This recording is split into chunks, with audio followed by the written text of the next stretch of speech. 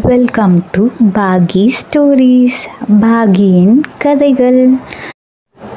மேகங்களுக்கு நடுவில் அழகாக ஒரு மலை கிராமம் இருக்குது. அந்த மலை கிராமத்தை அபிஜித் அப்படின்ற ஒரு அரசர் ஆண்டு வராரு. அபிஜித் அரசர் அவரோட வீரத்துக்கும் பேர் போனவராக இருந்தார்.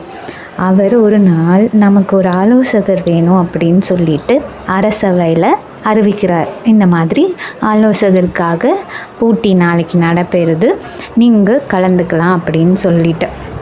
அரசவை அடுத்த நாள் கூடும்போது நிறைய பேர் ஆலோசகராக வர்றதுக்காக அரசவைக்கு வந்திருக்காங்க. எல்லோரும் அரசர்கிட்ட, அரசரே நீங்கள் ரொம்ப நல்லவர், நீங்கள் எடுத்த முடிவு எல்லாமே கரெக்டாக தான் இருக்கும், சரியாக தான் இருக்கும், நீங்கள் எடுக்கிற முடிவு தப்பாகுமா அப்படின்னு சொல்லிட்டு யாருமே ஒரு குற்றமோ ஏதோ சொல்லவே இல்லை. அரசருக்கு என்னடா ஆலோசகராக கூப்பிடுறோம், ஆனால் நம்ம எடுத்த முடிவு தான் சரின்னு சொல்லி எல்லாரும் சொல்கிறாங்களேன்னு சொல்லிட்டு யோசிக்கும்போது நர்மதான்னு ஒரு பொண்ணு, அந்த பொண்ணு, அரசரே நான் ஒன்று சொல்கிறேன், தப்பாக எடுத்துக்காதீங்க, நீங்கள் விதித்த வரி எல்லாமே ரொம்ப அதிகமாக இருக்குதுன்னு மக்கள் ரொம்ப கஷ்டப்படுறாங்க. ஸோ அந்த வரிகளை கொஞ்சம் குறைச்சா ரொம்ப நல்லது அப்படின்னு சொல்லும்போது அரசர் ரொம்ப ஆச்சரியப்பட்டார். அரசவையே வியந்து பார்த்துச்சு, என்ன இந்த பொண்ணு பயப்படாமல் இப்படி பேசுகிறதே அப்படின்னு சொல்லிட்டு.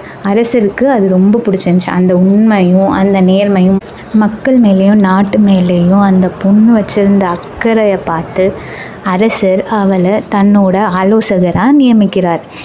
அன்னையிலிருந்து நர்மதா அரசருக்கும் அரசவைக்கும் உண்மையாக நேர்மையாக அவளோட ஆலோசனைகளை கூறிட்டு வரா. இந்த கதையிலேருந்து நம்ம தெரிஞ்சுக்க வேண்டியது, உண்மையாகவும் நேர்மையாகவும் நம்மளோட வேலையை செய்யணும்.